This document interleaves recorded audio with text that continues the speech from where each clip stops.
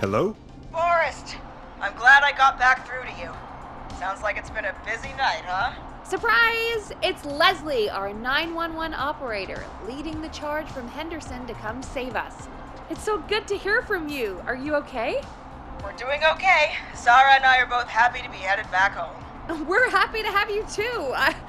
Wait, Sarah? Oh, yeah, I mean Deputy Martinez. Anyway, we got back into radio range a little while ago. We've been listening in, but haven't been able to get through until now. Ever since you found Sheriff Matthews, it's only gotten worse. It's been a long night. Well, it shouldn't be too much longer now. I'm glad I got through to you. I wanted to let you all know what's going on. I made it to Henderson. Turns out somebody had cut the phone lines, and they had no idea what was happening. After I told them, well, their sheriff sent a goddamn squad back with me to stop this. That's great news. That's crazy about the phone lines, though. Do you think the Whistling Man cut them? I'm guessing so. I don't know how the Whistling Man did it. But that doesn't matter right now. Listen, we're coming in hot, but we need your help. I know Gallows Creek isn't a big town, but if we don't know where the Whistling Man is, we can't get him. Her. That's where you come in. You can count on us. What do you need? It might be a long shot, but here goes. The Whistling Man already called up a few times. I bet she calls again. We're still a little ways out of town, so if she calls, stall her. Buy as much time as you can for us to get in. And while you're talking to her, try to figure out where she is. We'll be listening in, so once her location is known, we'll head straight there and end this nightmare. I'll do my best. I know you will. Heck, I can see the headlines now. Forrest Nash's interview of a lifetime. Anyway, I'll radio the other cars and tell them the plan is a go. Hopefully the next time I see you, it'll be with our killer behind bars. Take care now. We'll see you soon, Leslie. Oh, thank God. It sounds like this is almost over. We're nearly through this. I hope you're right. The sooner this is over, the better. I am right. Trust me. Anyway, we should get you back on air. Taking callers is the only way to see this through. Bringing you back live now. Welcome back to The Scream with me, Forrest Nash. The line is lit up, but before I get to our next caller, I just want to say, things are looking up. It's almost over. But for now, let's bring in our next caller. Evening, caller. This is Forrest Nash. Hello, Forrest. This is John Hedges. I'm here with Casey. I wanted to give you an update on Jason. John! Is he gonna be okay? He's a fighter. He'll be fine. We've got him stabilized and resting in a bed. We're preparing to move him to the hospital. Thank you so much. If you hadn't been there, then... God, I don't even want to think about what would have happened. Of course, Casey. We're just happy he's okay. John, Casey, you two did all the work. Tell Jason to get well soon from us, whenever he's up for it. Well, why don't you tell him yourself? Is this Forrest? It is. I hope you're feeling better now. It's good to hear you, Jason. How are you? Oh, well, you know. I've got a hole in my stomach, and there's a knife in my leg, but John gave me something to take the edge off. So, I might feel even better than either of you. Oh. Take it easy until you get to St. Gabriel's. I will. But, before that, I needed to call you. I'm guessing the Whistling Man is still out there? I'm glad you asked, actually. I wanted to talk to you about that. Go for it. Casey said when you were attacked, your assailant said something like, "It's not so funny now." Do you know what they meant? I do. I've heard that voice every day in my head for almost 20 years. Every day? Does the killer live in Gallows Creek? No, not exactly. Hey, guys, I'm really sorry, but there's a call on the other line. I just need to make sure we don't have another situation brewing. You fill Jason in on what happened. I'll be right back. Forrest, have you ever heard of somebody called George Barrow? The boy who drowned? Sounds like everything's finally coming out now. It's been tough to hold it all in. Sounds like you've been holding back about something awful, Jason. I'm part of the reason my best friend is dead, Forrest. And the few who knew about it said if I ever said anything, I'd find myself in jail. For a long time, it was hell. And then the town just moved on. Like he'd never existed. What happened that night? I went along with the stupid prank, that's what. Whistling night. Some of the guys on the football team had an idea for a way we could haze the newcomers. We decided to plan a party in the woods and have the Whistling Man crash it. It was stupid. We each had a role. I was the stabbed friend. At the party that night, I left the group for a second, met our Whistling Man, pretended to get stabbed in front of everyone. Started an almighty panic, those screams. That was the last time I saw or heard George alive. How did George die, Jason? I don't know. I was playing dead. But when I heard her scream... Her? Yeah. George's girl. Do you remember who she was? Yeah. He called her Bean. I heard her again tonight, Forrest. Her name was... What? What happened? Are we still on air? No, we're not. Seems like the power is completely gone. How do we get it back on? I don't, we can use the emergency generator down in the basement. Reggie picked it up a while ago in case we ever needed to do an emergency broadcast. An emergency broadcast? Emergency? You know, nuclear war, alien attack, broadcasting a serial killer's location to the cops so we can end this nightmare. Fair point. It's in the storage area in the far back corner, up on the wall. You might have spotted it earlier when you were digging around for all those tapes. It'll have a big red button. Just press that. I'll see you when you're back.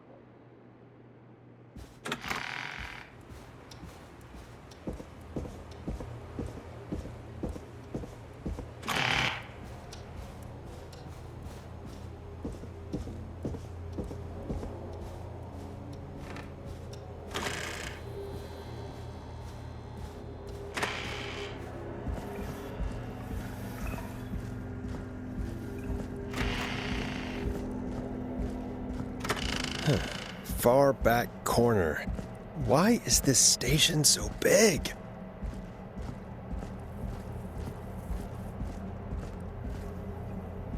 That must be it. Boom! We've got power.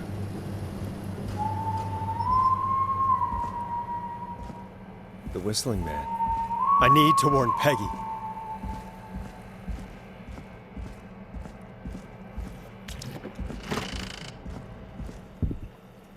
Peggy, are you there? Are you... Peggy? I need to get back upstairs.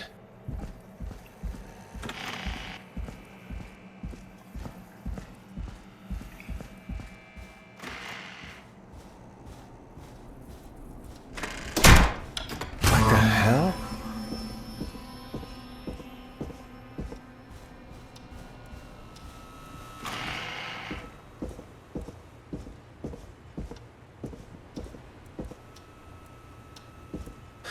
Oh no.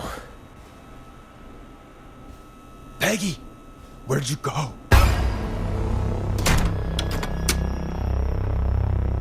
What the... No way. This can't be happening.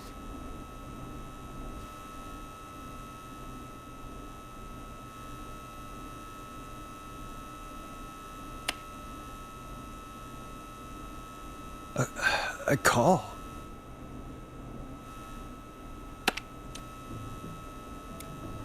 Where's Peggy, Dawn? Have some patience, Forrest. It's almost the end of the night. Almost the end of the show. But it's not over just yet. Got a little time still. So let's make the most of it. I'd rather not, if that's okay. Oh, Forrest. Huh? I thought we'd end tonight's Whistling Man special with a special guest. The one who started it all. Let me take that out of your mouth and... You crazy bitch! Let me go! Welcome to the air, Mr. Teddy Gallows Jr. Wait. It's all gonna come out tonight, Teddy. Your daddy and his money saved you 20 years ago. But even if he crawled out of his coffin with all the money in the world... Wait. Where the hell is Teddy? How are you talking to him if you're here with me? Because I'm not there with you, Forrest. I'm here with Teddy. And if he says where that is, well, he knows he'll get it. Wait, then... Who am I looking at? Forrest Nash, let me introduce you and all of Gallows Creek to my boy, Henry Barrow. Your son? You mean you... Wait, that he... Yes, Forrest. He and I had a son. So there were two whistling men tonight. Of course! That explains how you were always able to get around town so quickly. Hang on. Did you say Barrow? Then... Are you... Let me just get this mask off. Damn uncomfortable thing. No wonder Mooney went crazy wearing this. There we go. Marie? Marie Campbell? George's old girl. Oh. Well, it sure has been years since I last saw her. Oh, God damn it.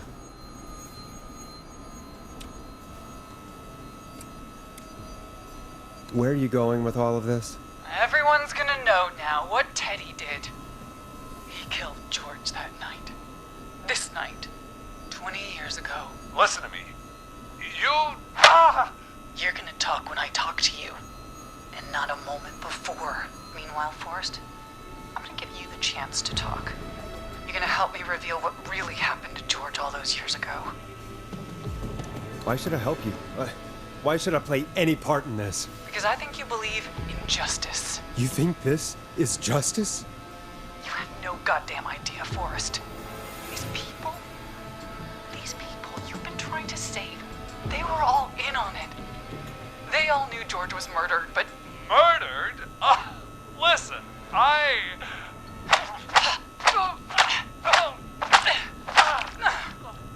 said you speak when you're spoken to. Now, I know you've done some good work tonight in piecing together what happened to George 20 years ago, and that's why I want you to interview us. Interview you? All right, I can do that. Thank you. I want you to help me and Teddy tell the story, Forrest. Do a good job. And hell, you might be the only one to leave here alive.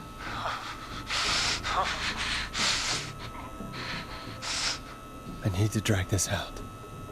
If I can buy Leslie time to get back to Gallows Creek, and if I can find out where Marie is, then this can end. Teddy, we'll start with you. Just, talk me through what happened that night. How did it start? How would I know? It was 20 years ago. Teddy, be honest with me or we're both going to die. Honest? Forrest, I'm trapped here with a psycho. Oh. What the hell? God damn it. Okay. Our first team party was coming up. And when I saw the date it was scheduled for, I had an idea for a way we could prank the new guys. What made that night special? That was the night Mooney went missing. We couldn't pass it up. I was just surprised no one had ever thought to do it before. Wait. You mean this was the first whistling night? Keep talking, Teddy. We went up near Whistling Point. God, who was there? Me, Jason and George, of course. But George didn't come alone. He brought Marie. About midway through the night, we put the prank into action. I looked up at the trees and saw Jason there, bloody, like he'd just been stabbed. And the whistling man, screaming. George and I and Ricky, we got left behind. Wait. Ricky was there? Roller Ricky? He was. And he was in on the whole thing. Is that true, Teddy? Did you tell him? What? No, he... You two were as close as anybody. I don't believe for a second you didn't tell him. If Ricky had told us, if he just told us, he and George would both be alive still. Well, if Ricky weren't dead, we could have heard his side of the story. It was just a stupid prank. How can you still say it was just a prank? Oh, come on. God damn it. You made George think Jason had been murdered. He thought his best friend was dead. And so tonight you stabbed him for real? It's the role he wanted to play. Jason's still alive, Marie. He was with a friend. We talked her through how to stop the bleeding and got him professional help just in time. Oh. Well, shame he didn't have the good sense to die earlier. He's gonna regret that. Enough about him. Me and George took off running, but somehow we got separated in the woods. I ended up near the bottom of Whistling Point, and when I noticed George wasn't with me, I panicked. And then, I don't know how he snuck up on me, but the whistling man grabs me. I scream, and he starts laughing, telling me it's just a joke. I could stall for time here.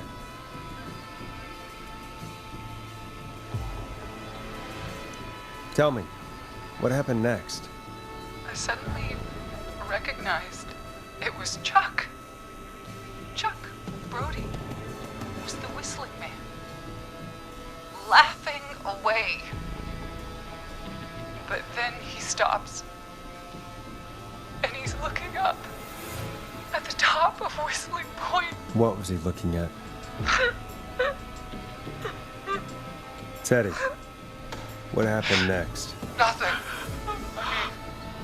It was just... Teddy? George fell off Whistling Point.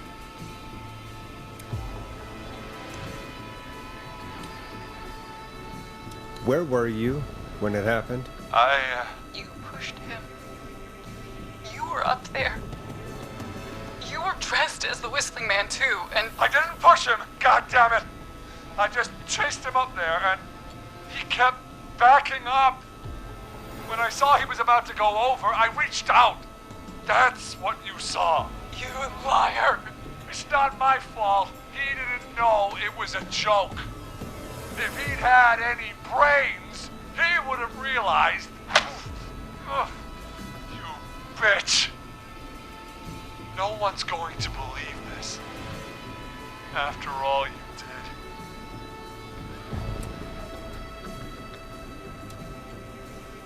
If she's lying, why the cover-up? My future was at stake, Nash. You know what it's like. People like us are bred for bigger things. I'm going to be the mayor of this town, Forrest. And then governor. And then, who knows? What happened that night was tragic. It should never have happened. But it was a mistake. It was just a stupid joke gone wrong. So my father sent Clive out to clean it up. Why should a blip ruin my future? George was a blip? He wasn't a blip, Marie. His father covered it up from there. I searched for George's body all night, but You never found his body, Marie? I looked all night. Jogger found him the next morning, washed up on the river. Instead of telling the truth, she lied. She said she found him in the reservoir. Our jazz runner, Sandra Sharp. Guess we'll never learn why she lied now. Everyone was in on it, Forrest. Even the coroner wrote a fake report. Said George was drinking, that he just got himself into trouble. And Fake report? I only heard the tapes. you'd be disgusted by it. For all it's worth, Virginia didn't have much of a choice. She had a sick sister whose treatments she couldn't afford. She played along with the gallows to save her sister's life. And her own. Even still, she should have told the truth. I did my part. I tried everything I could think of. I even went to the newspaper, but no. That coward killed the story. But Maurice Russell is dead now. When will the killing end, Marie? End? When does it end? You can't kill the world. This has to stop sometime. It has to. It never should have started. He shouldn't have pushed my George off a cliff. He should have been punished. It's coming to a stop. At least for now. Here, where George and I first met, before he joined the football team, was right after he shot the winning throw. Wait a sec.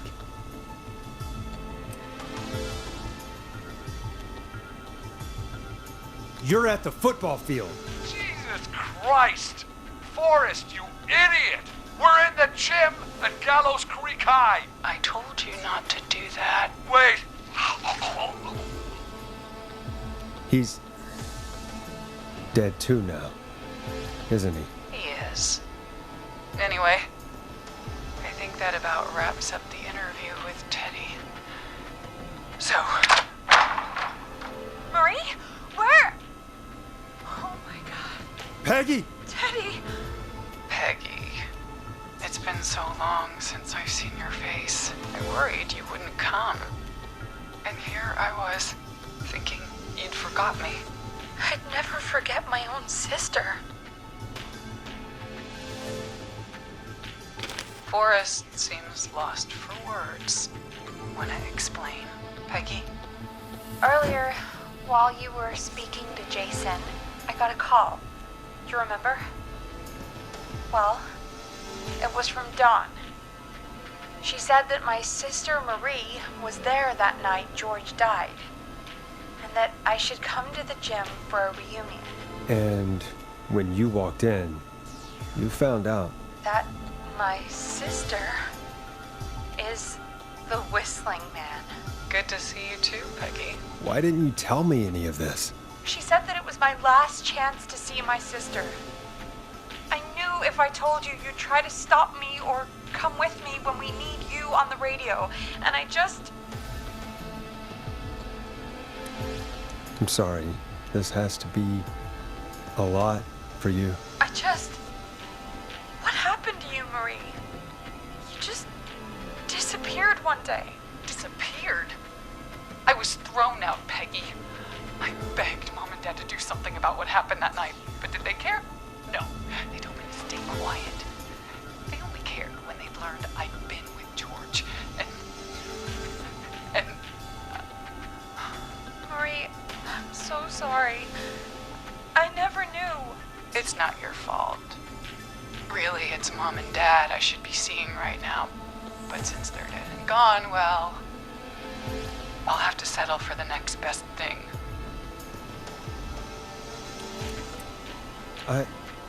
Wait. Is that why you went after that kid in the maze, Eugene Stein? Because his parents? That's right.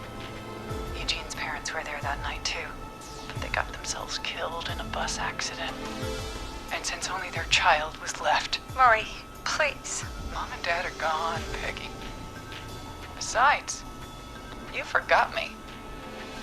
Just like the rest. You forgot. Marie, Peggy never forgot about you. Keep your mouth shut. She kept a card from you. She kept it here on her desk. What card? The card you made me for my 8th birthday. What does it say then? Happy birthday, Peg. Now you're great and 8. Love, M. I never forgot you. Well, no one's gonna forget now. Peggy! No!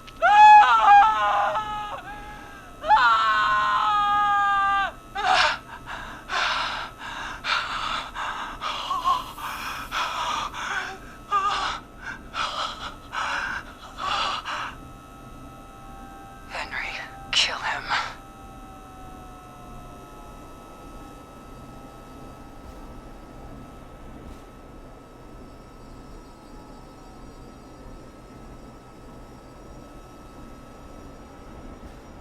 Henry, you don't have to do this. There's still time to make the right decision. Henderson police! Freeze! No! Henry! Get out of there! Henderson police! Freeze! Forrest. Leslie? How's Peggy? Oh my god. Peggy, where's Marie? Gone. Bolted right as we got here. The police are right on her heels. Won't be long now. It's over, Forrest.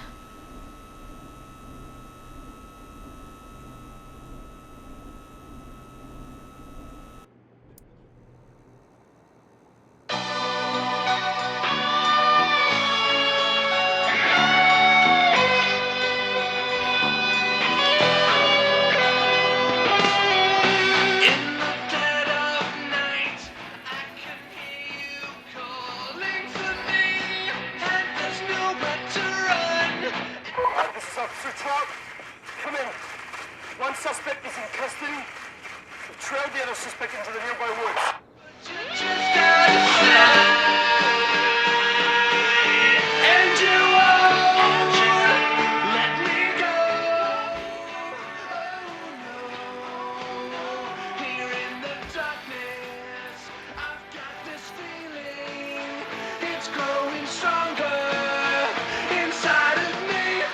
It's a killer frequency.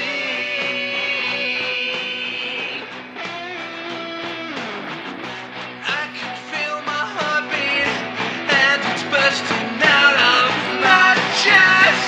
But the radio's on, and it's playing the song we love best. I can hear the line, but you just gotta say. And you won't let me go. Oh no. Here in the darkness, I've got this feeling. It's growing stronger inside of me. It's a killer frequency. Oh, it's a killer frequency.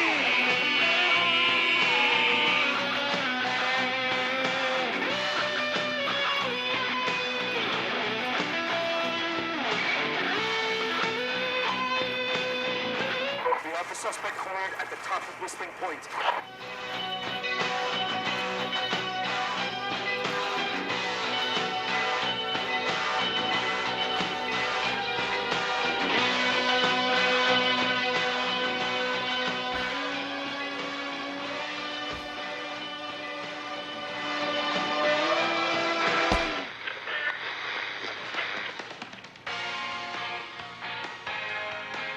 Stop! Put your hands in the air!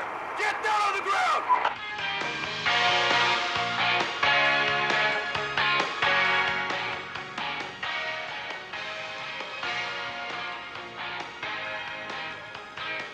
Don't move! Nobody else has to get hurt!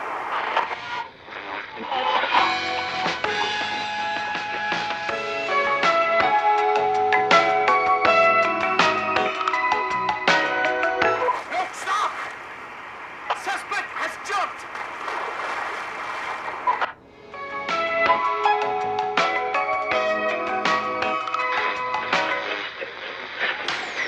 Officer Lugo, do you have a visual?